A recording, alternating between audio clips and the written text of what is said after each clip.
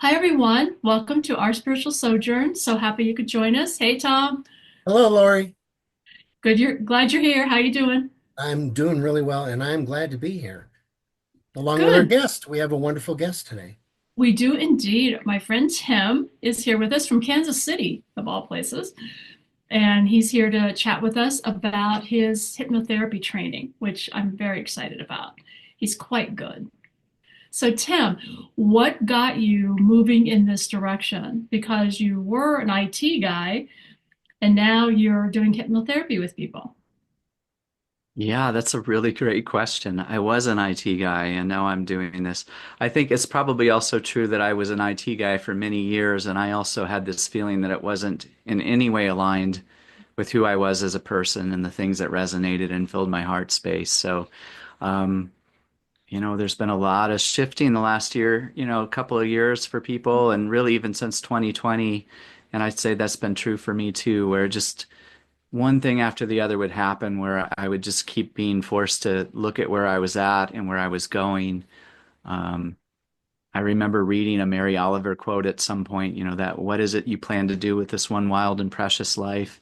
And it just got harder and harder to think that it was continuing to be in a career in a profession that, was a great career, but just was not doing anything for my spiritual, personal, connective alignment. So, um, yeah, and I had a hypnotherapy session a while back, and it was just very impactful. And then when I looked up the program, the woman who had given me the session where she went to school, uh, it was everything that I was already interested in, that I had already been doing on my own for, I'm going to say 20 years. Have been on that self-help journey, that trying to understand self and the subconscious mind journey. And here was a program that taught neurolinguistic programming and biofeedback and working with different structures and constructs like past life regression or QHHT or even more traditional clinical hypnotherapy. It was just all there, and I was getting ready to go back for my master's in social work when this came up, and it was kind of a one of those crossroads, and I was like, this is more me, this is more aligned, this is more in my community. And so yeah, I took the leap and have been doing it ever since. So Oh, yeah. Fantastic. Do you have a story of your own where you personally found some success in receiving this type of therapy?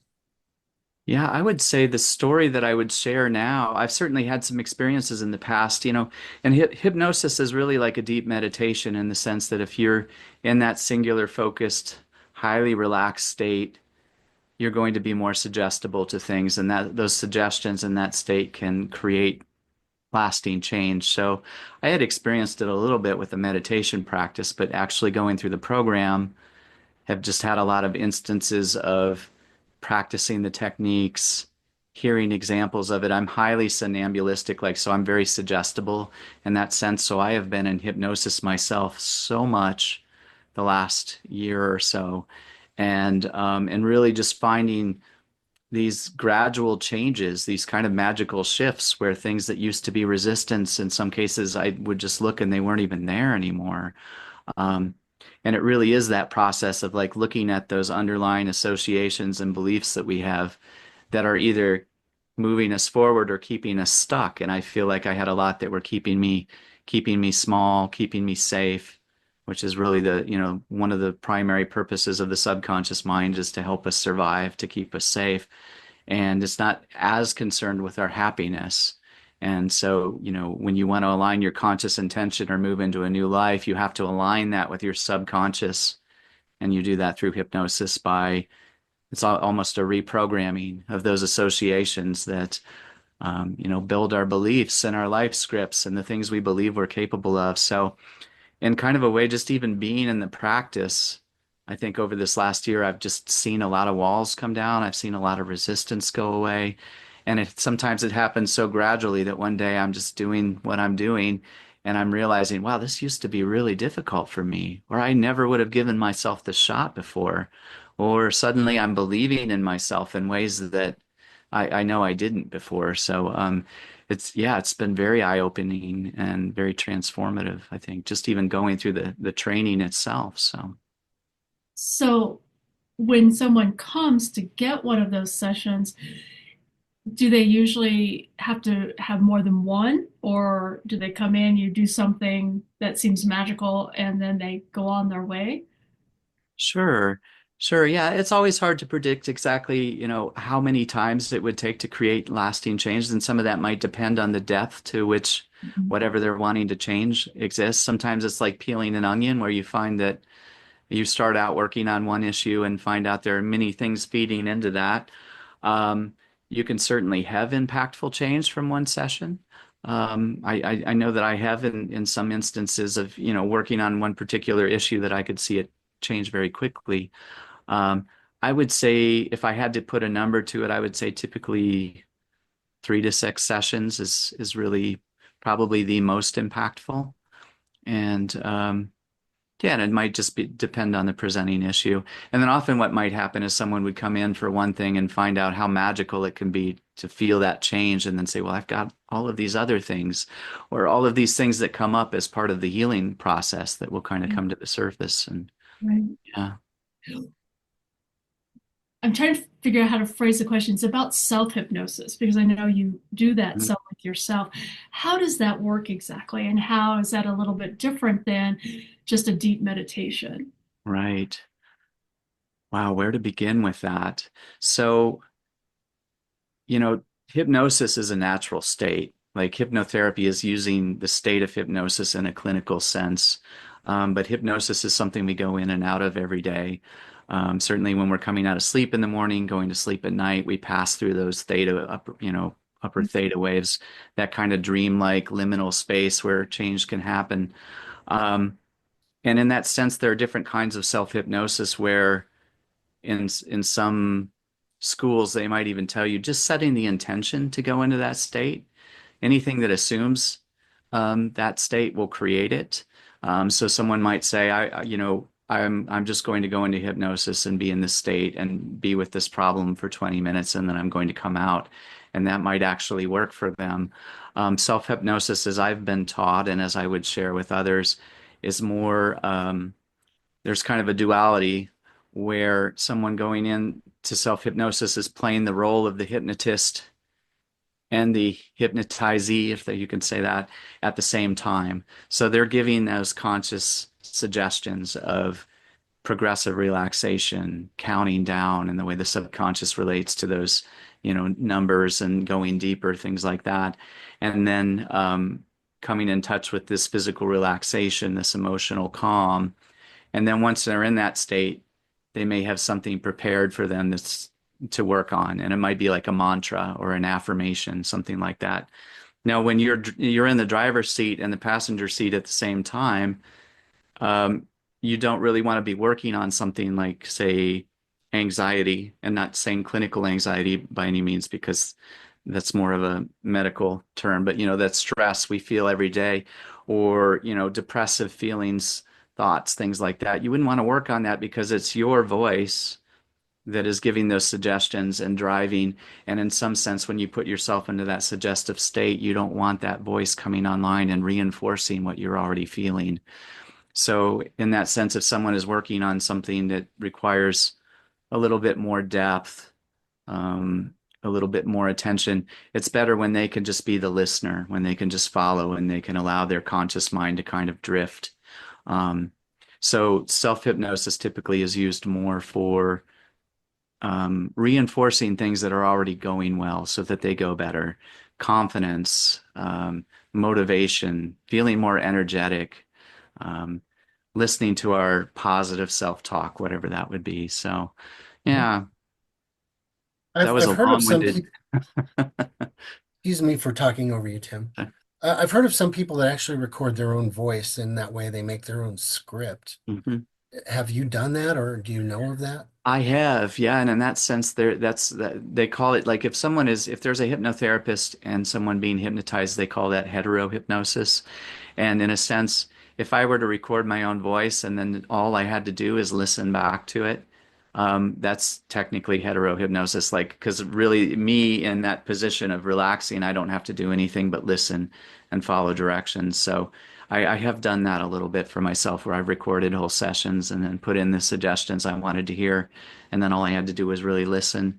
And another way of looking at this too is there would be some people that would say that there is no such thing as, I mean, that everything is self-hypnosis, and really what you're doing is just you have a guide, because ultimately we have to follow the instructions to go into that state. There's never a point where someone is controlling you or making you do or say things you don't want to do.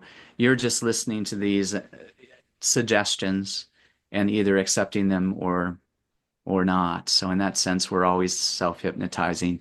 But when someone is kind of driving the show with, you know, somebody in that driver's seat, that's usually more effective. So Mhm. So if you were going to hypnotize Tom, you couldn't put him in a trance state and then have him act like a chicken or moo like a cow or something. Not again. I fall for that, but not ever again. I so love that question because that's a pretty, that's a pretty common question, right? So many people who are discovering hypnosis for the first time, they've seen it in film, and a lot of films portray it in a little bit of a scary sense, or they've seen stage hypnotists, or they've seen the waving watch, things like that. When it comes to stage hypnotism, uh, those folks are usually looking for somnambulists, people like you and me, Lori, that go very easily under, and looking for people that are very willing to play along. Like on some sense, when someone gets up on that stage at a stage hypnotism, they kind of know what they're in for, right? They know that could be a possibility that that's going to happen. And so in that sense, yeah, they're willing to play along. That's not to say they're not in hypnosis. Hypnosis is a bit of a disassociated state, so things like, self-consciousness may be offline in that time. And then there's also a little bit of amnesia that can happen when you go under. So when you come out, you forget it a little bit. And both of those things kind of contribute to this illusion that it's a control mechanism. But really, if you were to get someone on a stage and suggest something that they weren't willing to do, it wouldn't happen. And you actually see that in stage hypnotism. Sometimes there will be groups of people and it'll be like, I need you to sit down and you to sit down. It's because they're not receiving those suggestions or they're not willing to play that game. So it is a disassociated state. It is hypnosis. It looks like control, but really they're doing all of it very consciously and willingly. They're still there. And I've actually had the fortune of having that experience of someone saying to me when I was in hypnosis something I didn't want to do or share and coming immediately out. Like as soon as something like that happens, you bring yourself out very easily. So, And yeah. that's been my experience too. Yeah. Mhm. Okay, that makes sense.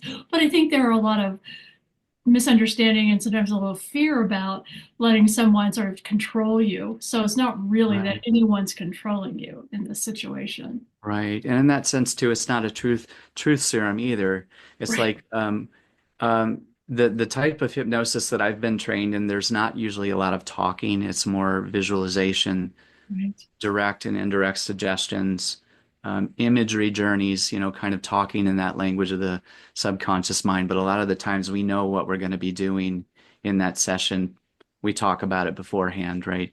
When someone is and there is versions of this where someone will answer questions, like you'll do a visual journey and they will respond to questions about what they're seeing or what they're feeling, what's coming up for them.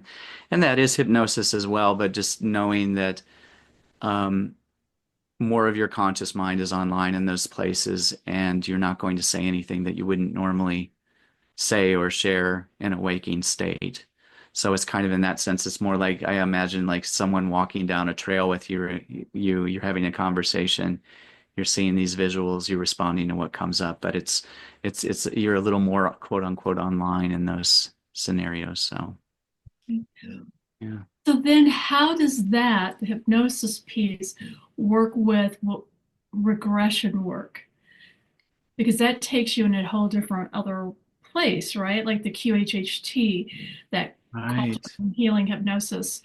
Um, and or if someone does a regression with you under hypnosis to say your childhood. Right. So trying to think about how to answer this. There certainly in the school that I was trained in, there are certain types of regression work you don't do. For instance, like if someone was trying to recover a repressed memory or something, you probably would not do that with them because there is this thing that can happen where when someone is in a suggestible state and they're trying to bring things up, that there is the possibility of creating new memories that may not be factual. So, but when you think about regression, QHHT or past life regression, things like that, it's really someone kind of connecting to something thematically. They're not trying to uncover something they've forgotten. They're really trying to connect to something that in some way or another exists within them. And even for someone who doesn't believe in past life regression, doing one of those sessions, they would probably still connect to something that was valuable because when we think about connecting to a past life, we might be we're looking for the things that are valuable in this life. We're looking at the things that might give us an indication of where we go next or what insights are we missing that we need to come in touch with. So yeah, and in that sense, it feels more expansive where when we're dealing with very specific memories, like say in childhood or something, you can certainly regress in that sense, but you're not trying to uncover something that's not already there. And I think the approach that the school I'm in would teach is really like maybe not going back so much, but asking like, where are you at right now? How do you want to feel moving forward? Um, and then in the process of doing that and reinforcing those things, something magical will happen where if you're trying to recover memories, they just kind of come up naturally. It's like in the days that come or the weeks that come that healing those things that are, a wound or something to overcome naturally will allow someone to feel more safe so that they can become in touch with more of their past or more of themselves, things like that. How do you teach them not, this is hard to word this question. How do you know the difference between your imagination and your actual memories when you do that? Yeah, and even speaking to that, that's kind of why they don't want people to use regression to try and uncover memories because it's been shown that memories are fluid in a sense. Like, and we are rewriting our memories as we go. We're relating to certain aspects of a point in time, and over time we can reinforce those aspects where it may be that what we're experiencing currently isn't a factual representation of what happened. You Mhm. know, how do you connect that with the imagination, Or separate the imagination or from it? separate? Mhm. Yeah, and I think in a sense, my I'm not sure that I can speak super intelligently to this, but my first impression is that you can't, and that's one of the reasons why they would say, like, if you were to take someone into a regression as part of a court case or something to say, hey, I want to remember this thing that happened, it would actually be by law not be admissible because it's been shown that people do rewrite memories in a way that are not factual. So. Yeah. Um, yeah. And then there's also this idea, like in neurolinguistic programming, they talk about how we experience our world through generalizing, categorizing, distorting, that we have a very limited frame through which we experience our reality based on our beliefs and our life scripts and things like that. And that framework is online even when we're looking back at things in the past. So and in that sense, it's also one of the powers of hypnosis and hypnotherapy is really determining how do I want to see things? What do I want to believe that I'm capable of? What kinds of feelings and supported situations do I want to move into the future? And then you find how to reinforce that with our lens, which with we perceive reality, with our imagination. Yeah. Interesting. I know that when I've done some work with hypnosis and regression work, I always seem to end up in a space where my guides or beings, that aren't physical beings, that they're communicating with me. And it seems like I have a clearer connection when I've been put into that trance state a lot of times. And I receive those messages more clearly because I think mind and ego are out of the way a little more. Yeah. Yeah, I can relate to that. And even Yeah. just thinking about how they say anywhere from 90 to 95% of our mind is the subconscious. Mhm. And the language of the subconscious is visual. It's emotions, it's feelings, it's metaphors. It's creating these associations between different things um, and building on all of that through our life scripts and just kind of imagining coming in touch with that other 95% of our mind. What kinds of things do we open up to? Um, and it's also very conceptual. So when we can get away from our own narrative and our own story into that like root of our being, I can imagine that for someone who receives message and things, what more open place can you imagine for that to come through? Right. I Yeah. know when Dr. Michael Newton was alive and doing his work, he was a psychologist and he created what's called the LBL, the life between lives regression work. And he found he was working with his clients doing regressive therapy, like for childhood trauma or whatever.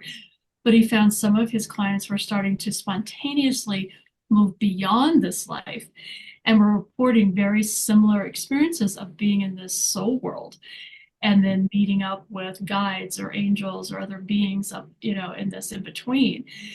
And I just wonder if you've had that experience where someone kind of unintentionally on your part kind of spontaneously regressed to this other, like before this birth kind of place.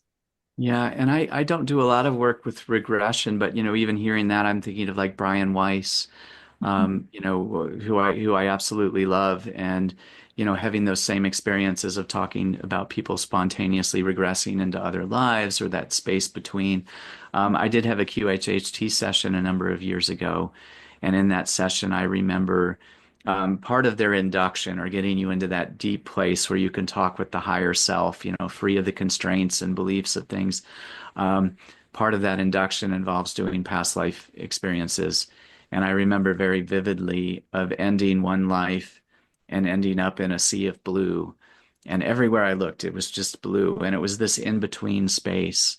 And feeling this incredible expansiveness and this incredible detachment from my story. It was this place of potential. And um, yeah, and I still think about that. And even regardless of what I believe or what anyone else believes, the fact that speaking of the imagination, the fact that we can connect to that, even conceptually, and to have that experience, that expansiveness.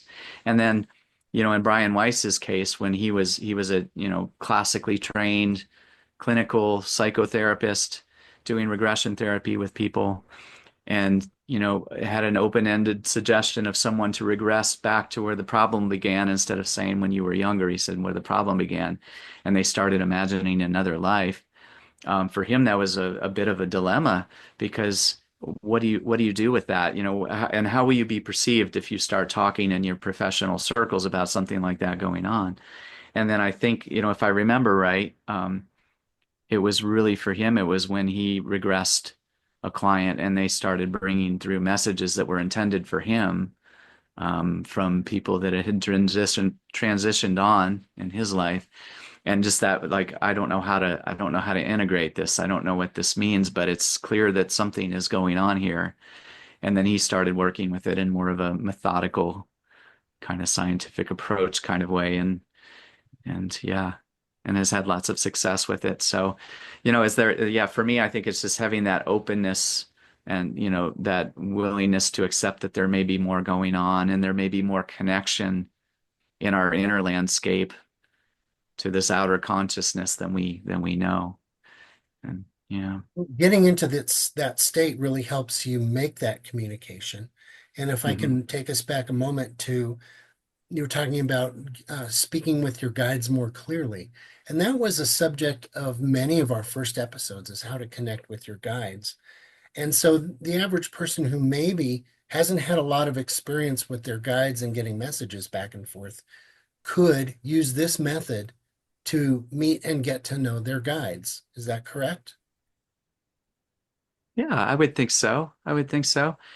This is going to sound like a little bit of a diversion, but I'll try and bring it back. My biggest takeaway from school and from this practice and my experiences so far has been um, that most modalities at their core, when you really break it down and get to like what is creating the change in someone, it's really allowing a space for their belief about something to change. Like if I can believe something is possible and I can feel it physically in my body, rooted in this, spirit having human experience, things will start to change, right? So, and thinking about self-hypnosis, for instance, what if my affirmation or what if my message to self when I'm doing that every morning, or even a meditation practice, not even self-hypnosis, if I'm setting that affirmation that I want to more clearly receive messages or more clearly be in touch with my higher self, um, and I believe that that's going to happen, something will shift. Um, yeah, and in that sense, it does become kind of a practice because it may not shift overnight. May start to see little glimpses of it and allow that to reinforce the belief that I'm moving in the direction I want to go. Um, the other thing I'd say, even thinking about meditation, is that really meditation, hypnosis is kind of a singular focus state, where you're very, some part of you is online to receive those suggestions, where meditation is more letting go of the focus, letting go of the narrative. The thoughts are always coming up, but we touch them softly and then let them go again. And in doing that, that practice creates more space between the stories we tell and experience in the world and that observer, whoever or whatever that is standing back there more passively, observationally, just experiencing, having the experience of us being us, whatever that is. And I really kind of believe that in that space you open up, that also is opening up the space for other things to come in. If I can let go of my expectations and just be open to what is, I might find that there's a lot more that is beyond my own limited confines, right? And in that space, maybe there's an opening for more messages, more communication, more everything, really. Yeah. So what all could a person, those are examples of some things people can do with this practice with someone like you. And you touched on some of these at the beginning, but what would be a good list of things that you provide to people? What are the main things that you do that you practice for people? Sure. Um, it seems like lately a lot of things I'm finding on some level or another revolve around anxiety. Just this, we live in a very precarious time. There's a lot of going on. There's a lot of things shifting, even in the spiritual community, this idea of old ways falling away, trying to figure out what comes next, what this all means, what it looks like. And, the problem is when something falls away, it opens up a space, but it doesn't necessarily mean what's going to come in and fill that space, right? So I think, a lot of what I've been working with is how do we how do we find our centeredness? How do we become comfortable with our discomfort? Because the subconscious job is to keep us safe. It doesn't want new things coming in. It doesn't know that we can survive those new things. So, like if I want to move into a new life or a new way of being, a new job, a relationship, whatever that is, the closer I get to that, the more those voices are going to come up and say, yeah, no, this isn't going to work. We don't know if you can survive this. And the subconscious will very subtly, automatically in its programming move us back to our old ways of being. So I often use as an example just because it's so easy to kind of portray. Like if somebody wants to quit smoking, they may know that it's bad for their health or that it's too expensive or that their spouse doesn't like it. Whatever it is, they have lots of reasons why they want to quit. And then they set that conscious intention, and that conscious intention hits the subconscious, and there's a filter there, that critical mind that looks and says, what do I know about smoking? It's like, oh, um, I use it for stress relief. I use it as an excuse to get outside at work. I use it to fit in. Peer pressure might have been the first reason why somebody started to do it. Whatever it is, but all of that subconscious programming sees it as a positive. It sees it as a way of staying safe or staying in belonging. And so what it will do is return you very subtly back into those ways of being. It might let you try for a minute, but the more serious you get, the stronger that dissonant voice will become. So, and coming back to like what I do, I feel like in a way it's allowing people to see themselves in new ways so that they can accomplish whatever it is that they're trying to accomplish. Mm. It's allowing them to rewrite that underlying programming so it's aligned with their conscious intention. Um, Allowing them to believe in themselves, and if they can believe in themselves, anything is possible. Um, and that shows up, of course, for us in many different ways and many different presenting issues. But I think that's the underlying, theme is like how to help people move into their more ideal selves or situations. Seems like both the practical day-to-day stuff as well as the spiritual side. Uh, Absolutely. yeah. Yeah, and even talking more to the spiritual side too, I think there's a lot of belief in the practitioner world of I'm just going to throw out some inner voice things that come up for me, like, who am I to be able to share this gift with the world?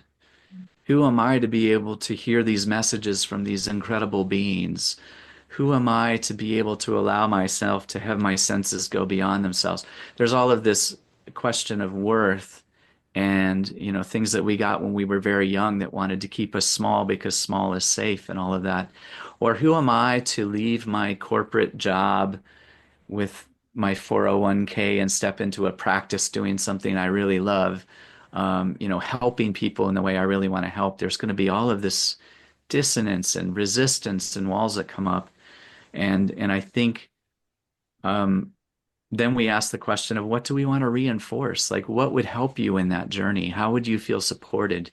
Is it more confidence? Is it more of an ability to be in community? More of an assuredness of being in flow and speaking your truth, whatever that is, and you figure out what that is that would support them in their journey, and then you reinforce that. Mhm. Yeah, Makes sense. So how could a person find you, someone who's interested in these types of things? How can they get your services? sure. Probably the easiest way is my website, timbehrens.com, TIMBEHRENS.com. And yeah, just there's some contact forms there, and email me your questions or to say hello or to book a session, whatever that is. I do offer free consults just to see if we're aligned and working together. Sure. And would love to throw out there too that if somebody found me or finds me through your show, through your video cast, to mention Spiritual Sojourn and would gladly give a discount for that. Wow, that's fantastic. And the link to your services is in our comments below this video. So we will be able to direct people to you pretty easily. Yeah, wonderful. So Lori, do you have any other questions for Tim before we sign out? I don't think so. No, thank you though for coming and sharing with us. That was amazing. Yeah, Tim, what an enlightening session this has been.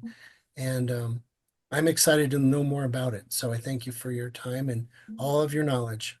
Thank you so much. Thanks for letting me share my journey with you and for sharing yours with everyone. So grateful for all you do. So, Well, much appreciated. So if you've enjoyed this video, please consider liking, sharing, subscribing, all of those things.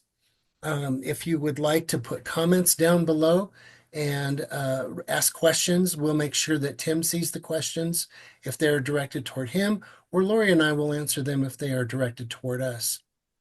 And also, you can look at our community page for suggestions for future activities, shows, topics, anything like that, and we'll address those as well. And last and not least is if you want to get a hold of Lori or Tom, you can find us at ourspiritualsojourn@gmail.com, and we'll be sure to answer your questions. And with that, we thank you all for your time and attention. See you next time.